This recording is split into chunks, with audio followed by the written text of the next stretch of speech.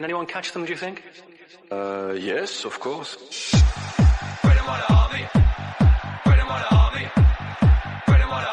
Yeah, unbelievable. We didn't expect that. ¡Qué bueno lo hicieron a este tipo!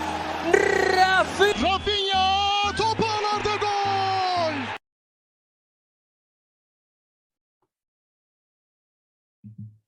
So as you guys might have noticed that we are going to talk about what the world has been talking about, or at least what the football world has been talking about, the Raphinha deal. And we've got Adam from All Stats Aren't We podcast with us. He's a Leeds United fan. He's one of those who's knowledgeable, more knowledgeable than me, obviously. I mean, you guys know that I am the dumb person in the group. So obviously, we are going to have more information from him. And Bob's here with us. Hi, Bob. Hey, buddy. How are you going? Hi, Adam. Thanks for joining in today. Thank you very much for having me. I'm excited to talk about Raphinha, one thing I really love to do. We all love to talk about Raphinha. In fact, the whole world is talking about Raphinha. I just before the recording, I was looking at the David Ornstein channel, and he was talking about Raphinha too. So I was like, yep, that sounds right. So just to start the questions, Adam, right? Like I'll start with this question. We all know what Raphinha can do. Like literally, we have seen him. The only one league that I follow is Premier League, and I've seen Raphinha play. And I have one of my friend who is also a pod regular. He's also a Leeds United fan. So every time Leeds does something good, I know because he thrusts those videos in my face until I watch it and say, wow, right? So we all know what Raphinha can do, but who is Raphinha? Where does he come from? How long has he been with PL? How has he worked with Leeds? How did you guys come about him? Like, can you give me more of like who he is? Yeah, absolutely. We signed him from Stade Rennais in France for about £17 million 2 seasons ago now. It was during the COVID time here in the UK, so we didn't actually get to enjoy Raphinha in that first season in the stadiums, but he was sort of a bit of an unknown for a lot of us. Some of us maybe had scouted him when we heard about it, but we didn't really know much about him from his time in France. Before that, he was at Sporting. He only stayed for 1 year at Stade Rennais, and he was at Sporting for 1 year before that. And before that, he was in Brazil, actually. So, yeah, it's been pretty fast trajectory for him moving clubs. But we managed to keep him for 2 seasons, not one, which is a nice thing for us. And without him, we would have been in a lot of bother. You know, he was the guy that basically kept us up on his own last season. He wasn't even as good as his first season with us, but he still got player of the season, 17 goals and 11 assists now across the 2 seasons for Leeds, and he's been worth every penny. And as you both will know, he's, you know, now worth upwards of sort of 50, 60, 70 million is the sort of price bracket we're talking about now. So 17 million with that sort of return is absolutely fantastic, isn't it? When he came on from Rene, did you expect such a growth in him? Did you see such a potential in what he could do? From some of the guys at the podcast, because I've not been there as long, but some of those guys that I trust, they saw the potential in him to really explode. And well, yeah, he really, really did. We were very lucky actually that we were able to get him for such a cut down price.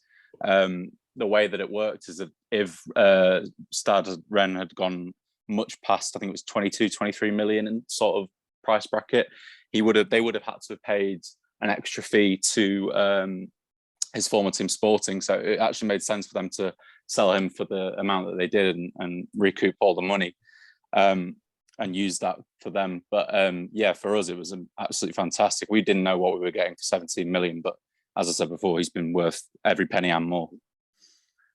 I mean, price, we would talk about it a little bit, but like from a player's perspective, right? Like, I mean, he plays for Brazil, and I've seen some of his Brazilian side too.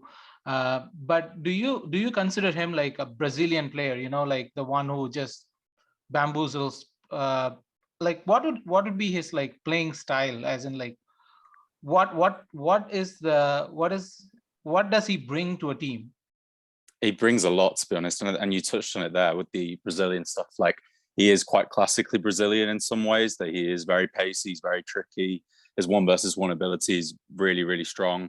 But but he offers so much in attack. Like, he's such a versatile forward. I know he plays predominantly on the right, but the sort of positions he takes up are very different sometimes. Sometimes he's cutting it onto his stronger left foot to shoot or to cross the ball and towards the back post. Sometimes he's flying down the wing up down to the byline and then cutting the ball back. But yeah, he's such a versatile, well-rounded player, and as an attacker, you can play him on the right or the left, and you know he's going to do damage, especially because of those 1-versus-1 ability that he's got. That, you know, if you get him one against a fullback, 9 times out of 10 he's probably going to beat him. But yeah, definitely a very classic Brazilian, and he's so tricky. But this sort of one move that he constantly does is, you know, that Robin back in the day had this sort of one thing where you knew he was going to go on to his left and cut inside, and you couldn't really stop him from doing it. Well, the Raphinha thing with that is that he has like this more 2-footed ability. So he sort of takes the ball into his path very, very well, out very wide on the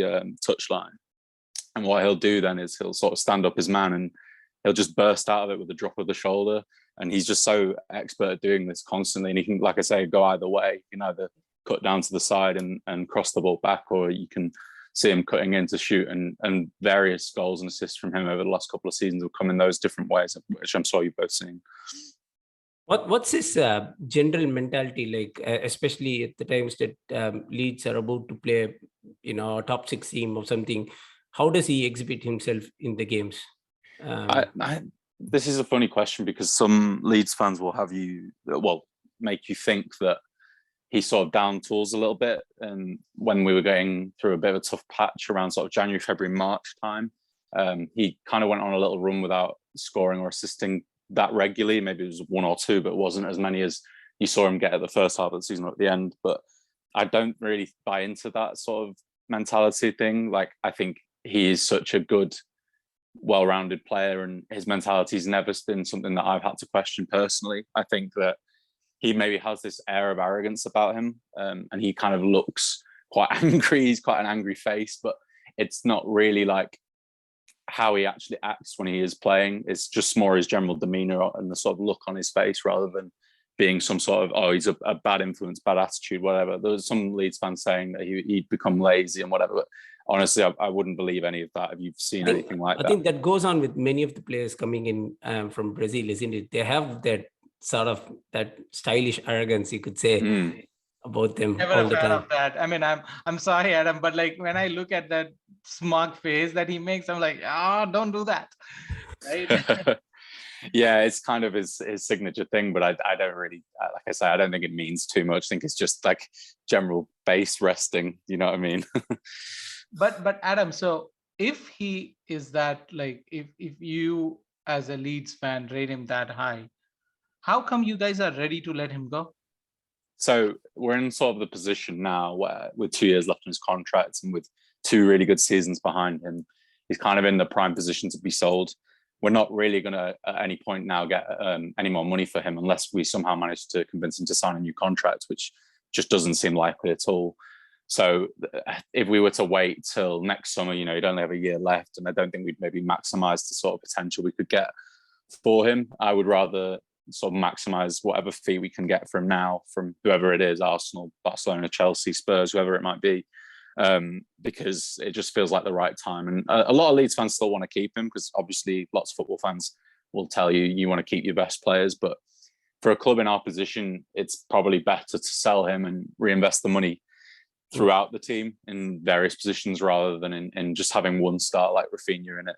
I have to say, though, it is quite sad in a way. Like, as much as I'm talking about this with so much like love and affection, I will miss him. He is probably the best player I've seen Leeds have in my lifetime, because I didn't watch us as much when we were in the early 2000s with this sort of exceptional team that we had that got to the Champions League semi-final. This is the best player I think I've seen, and I will miss him, definitely. Do you think this sort of escalated with as well Bielsa leaving the club? Would the situation have been any different had he stuck around so far? Well, I think I'm almost like more accepting that he could be sold, because in the current system that we have, without going into too much detail, we're a lot more narrow than we used to be.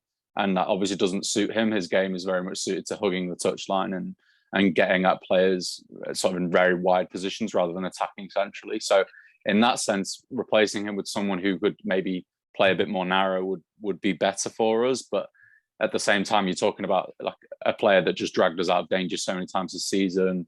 He's very much like one of these sort of moments players that people talk about, where he comes up with something out of nothing. So yeah, in that sense, we'll definitely miss him. But I don't think it makes too much difference, other than that the system change maybe makes us more sort of accepting that he could leave. But that's where my problem is, Adam, right? Like, I mean, I know most of the Arsenal fans love to have him in the team, and I'm not 100% sold on that concept, right? Like, so my problem is that I feel that he's more individualistic, if I can put it that way, than a team player. Do you see him like adapting to an ideology, or like the strategy or structure? Like, because Arsenal under Arteta is a different team. We don't really have those players that can express themselves on the pitch. We do have players who do that, but it's not the go-to thing. Like, we have a structure. Arteta wants his players to do certain things a certain way. Do you think he would be able to do that? Because I have that. I personally do, because I don't think so. For example, your off-ball system, your press is exceptional, and Raphinha himself is a very hard-working footballer. Like, he is one that covers a lot of distance. He's not one to sort of get lazy when the going gets tough or whatever, but he certainly puts himself about. So in that sense, he definitely would fit in. There wouldn't be any of this. I know there's a bit of an ego there maybe, but there's none of this sort of ego that comes to the side of like defending. It doesn't really affect that. But as for like on the ball, of course, like with Leeds, he's playing more transitional counter-attacking football. But I don't think that necessarily means that he couldn't work within other systems and other styles of play. He's just so good with the ball, and he comes up with so many different moments. And yeah, maybe some of it is a bit individualistic, but sometimes you do need a little bit of that in your team. You need players that can come up with big moments in big games, and Raphinha definitely does that. And I do think that he could play for a team in a more possession-heavy structure. I don't see any reason why he wouldn't fit in at Arsenal.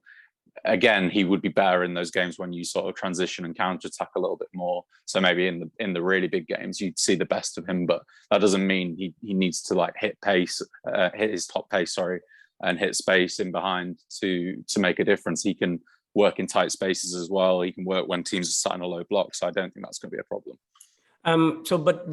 Just continuing on with the same theme of question. So we have Saka in the right wing for Arsenal, and he's pretty much the first person on the team sheet on any day, given he's fit. How do you think Raphinha can actually adapt to that sort of a role, especially on the right wing, because he's predominant on the right wing more than on the left wing?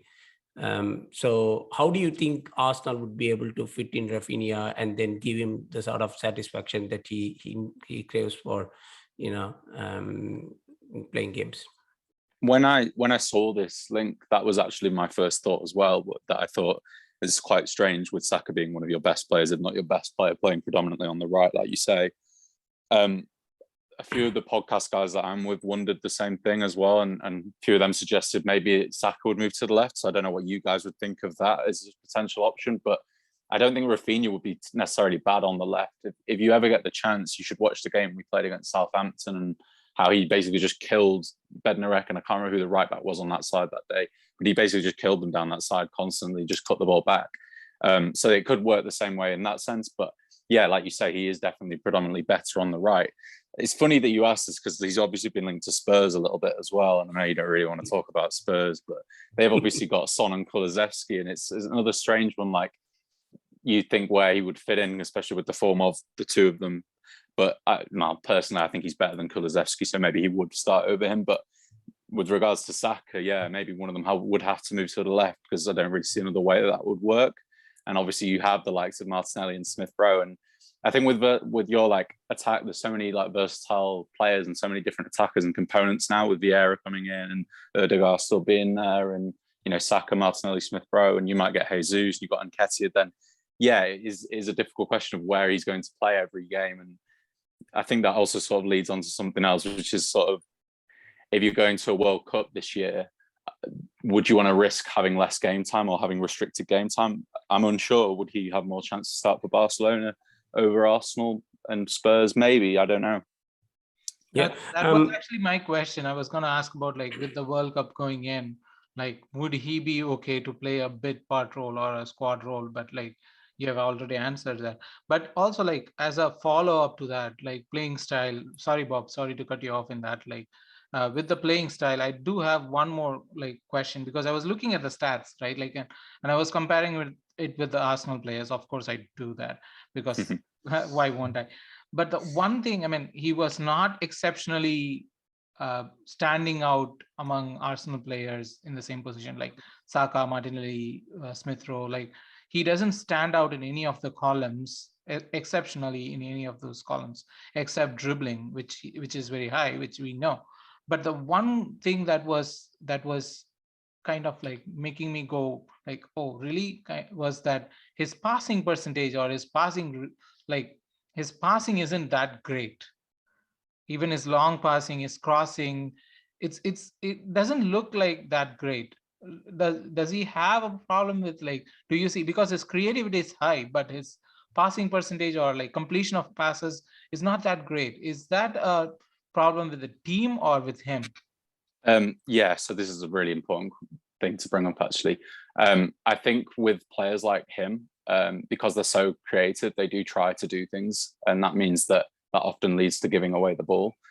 So when he is trying more difficult passes or crosses, that's the reason. And sometimes it's just that they're not always quite coming off or anything like that. But he obviously is one of the most creative players. This is actually an interesting debate that's been going on within our sort of Discord community recently. And I brought up the fact that Kevin De Bruyne, who's pretty much regarded as the best creative player in Europe and one of the best passers in Europe, he has a 13% pass completion rate. So I think with players like him, you're expecting them to make things happen, which is why they're trying things and it's not always paying off. That's why things like pass completion can appear low. But I think with Raphinha, that you would see the sort of creative side scale up towards Arsenal. You mentioned that you both watched Brazil a little bit. With Brazil, he thrives with better attacking players and better footballers in general around him.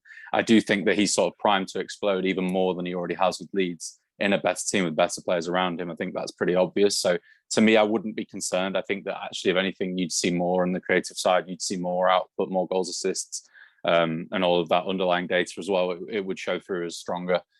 So I wouldn't worry because we finished 17th, and I think that doesn't help when you look at someone like Raphinha's statistics, because you almost have to scale them up or view it as like, oh, these things will improve, because he's playing for Arsenal, who will be a top sort of 5 or 6 team next season again.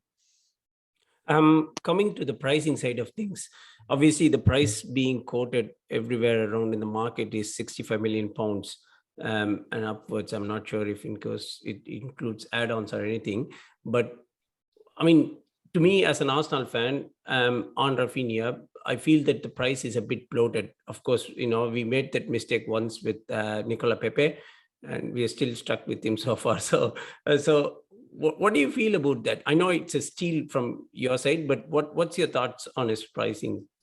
I think in general, Leeds fans maybe do overrate his price a little bit. I think there's a lot that would say, sort of, if Grealish goes for 100 million, then Raphinha should go for similar. And like, I don't really agree with those sorts of arguments.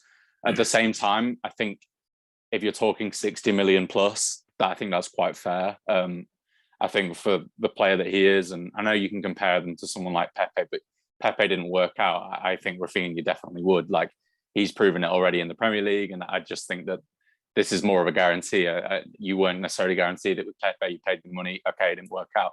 With Raphinha, I think that he'd be worth all of it and more potentially. So I know I would say this as a Leeds fan, but I'm trying to say at the same time that a lot of Leeds fans will inflate his price even more and say he should be worth, between 80 and 100 million. Whereas I think 60 to 70 sort of region is about right, if I'm being honest. He still rate Pepe at 50 million, so it's okay.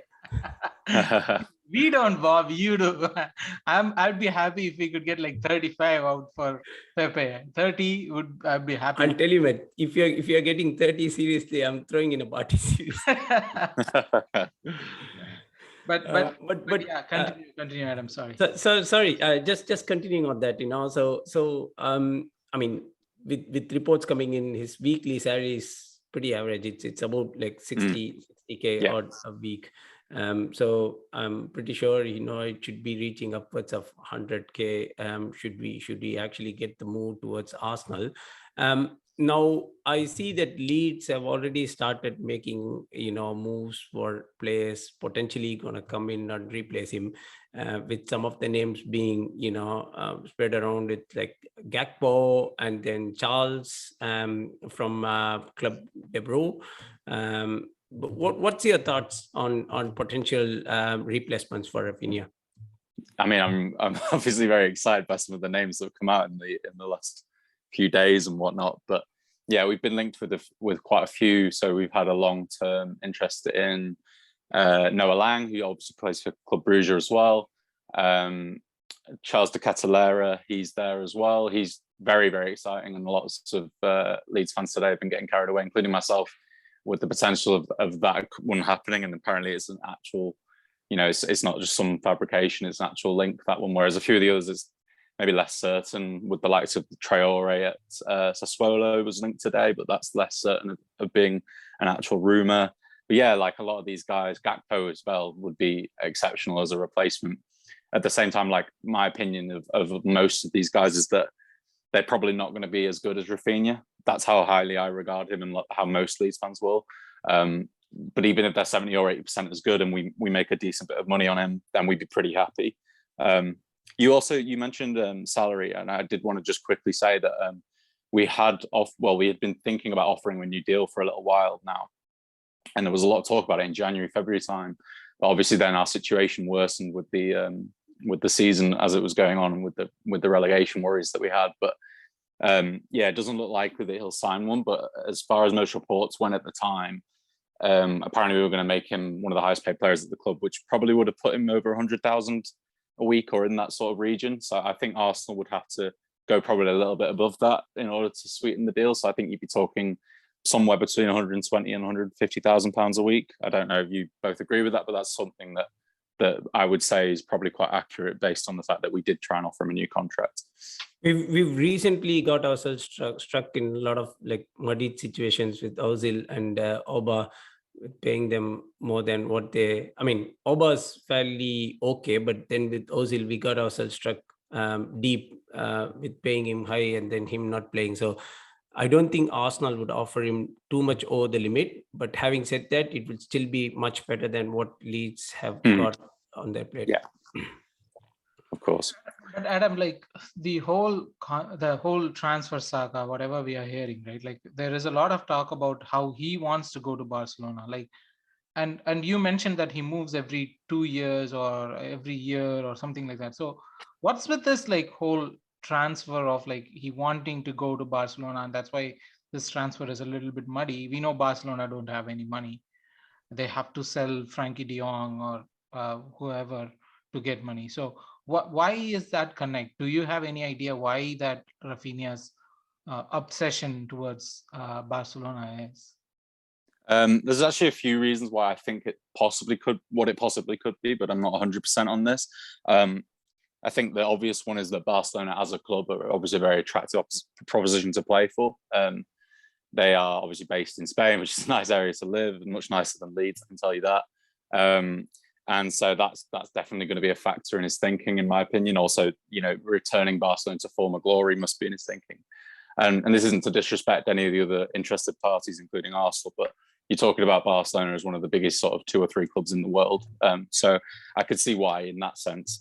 But as for more of like the other logistics of it, so his agent is Deco. I don't know if either of you are aware of this guy, but obviously he was former Barcelona player, former Chelsea player, a big Portuguese legend. Yes. And he's been trying to sort of get him this move to Barcelona for ages, because Deco has his own connections with the club. He knows quite a lot of the sort of high up people, the high up officials and things like that. So that's probably part of the reason. But at the same time, they can't afford him currently, so he can't get that sort of move. Another one of the reasons which some Leeds fans have speculated, and I'm not 100% sure on this, but a lot of Leeds fans are thinking that maybe he doesn't want to stay in England because he doesn't want to play against Leeds. I think he has loved it here. It's just he knows now he's outgrown us, and he needs to get that move in his career. That's the next step. So whether that's to Barcelona or Real Madrid or Arsenal, whoever that might be, he just needs to be playing for someone that's in European competition now, and that's fine. But I would much rather he didn't play in England as well, personally, because I don't really want to see him playing against us. Well, So you don't have Barcelona paying the fee that you want, but it's either going to be Arsenal or Tottenham. And looking at the way the transfers are shaping up, they're more looking to go for Richarlison. So which means that Arsenal are sort of in a pole position at the moment. Yeah, I would probably agree with that. Otherwise, if Chelsea come in, I know they're linked to Sterling, so maybe that would be them sorted and they wouldn't want Raphinha, but they maybe would want him as well. And that's the only one I can think of. And obviously, Deco, again, has his connections to that club. So there's obviously potential with that as well. And I know you won't want to hear that because Chelsea and Spurs are two of your biggest rivals. So yeah, obviously you want him to come to Arsenal. Yeah. So the last question I have about this transfer, right? Like, I mean, how much of a possibility, if I have to ask both of you, like Bob, I'll start with you. Like, how much do you think that this transfer is possible? Like on a scale of 10? I would say 8. I wouldn't have been confident about a week back, but I think looking at it now, Arsenal are clearly in the race, and it's upon them to finish off the deal at the moment. So I would say an 8. Adam, do you see it happening, or do you see him by some chance staying with you guys, and Barcelona putting on the brakes and saying that, oh, we'll come back in January or something, so stay for another 6 months? Would you take that? I think it ultimately depends on Barcelona's financial situation and how that sort of resolves itself. He's obviously going to hold out for as long as possible for that move, in my opinion. I don't think that should deter you from wanting to sign him. But I think if he was to get a move within the Premier League to Arsenal or whoever else, I think it's more likely to come late in the window, because I don't think he's going to want to commit to that and then Barcelona suddenly find themselves in a month's time having their finances resolved. With regards to sort of putting a number out of 10 on it, I would say maybe 7 out of 10 chance of going to Arsenal. I would still give it a good chance. I think at the moment you're probably the front runners, like you both sort of mentioned, but the landscape can change really quickly. At the same time, I really don't see a possibility of him being at Leeds. I know that we could promise him football from now to the World Cup, and lots of players want that because they want to make sure they get into the squad. But I don't think that's going to happen. There's some Leeds fans that are hopeful that he'll sign a new deal and we'll put in a release clause that's kind of reasonable. Obviously, if we've been relegated, he had that relegation release clause that was about 25 million, but we could maybe insert a clause of 50 or 60 million, make it quite easy for him to leave past the World Cup, so we could keep him till January, and if he does well, could be sold. But I think it's probably quite likely, that he moves to someone like Arsenal or Chelsea. Those are probably my two most promising teams that he would probably move to right now. Talking about Barcelona's financial woes, they still haven't registered Christensen or even Frank Kessie that they have signed on from AC Milan. And I mean, once after sorting it out, the De Jong sale would potentially help them to fund for the Lewandowski deal that they are looking at next. So I don't think Raphinha is even in the top priorities at the moment until or unless things drastically change there. I mean, yeah, quite possibly. De Jong being linked to Manchester United, that they're going to try and get as much money out of United, right? And United would pay if they push it to an extent. Manchester United would pay the big bucks for Frankie De Jong. So you never know. But yeah, thanks, Adam. Thanks for coming in. I mean, it has been absolutely great to have you today to talk about Raphinha and the deal, and you give me a lot more confidence because I never wanted him in the first place. So talking to you, I was like, yeah, not so bad, I guess. So thanks so much for coming in today. And oh, there he is. No, thanks for having me. It's been wonderful. I love talking about one of my favorite ever players at Leeds. Awesome. Yeah,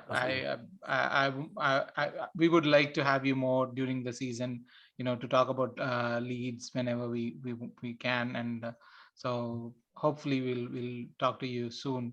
And yeah, absolutely. I'll be up for that. Transfer windows and everything.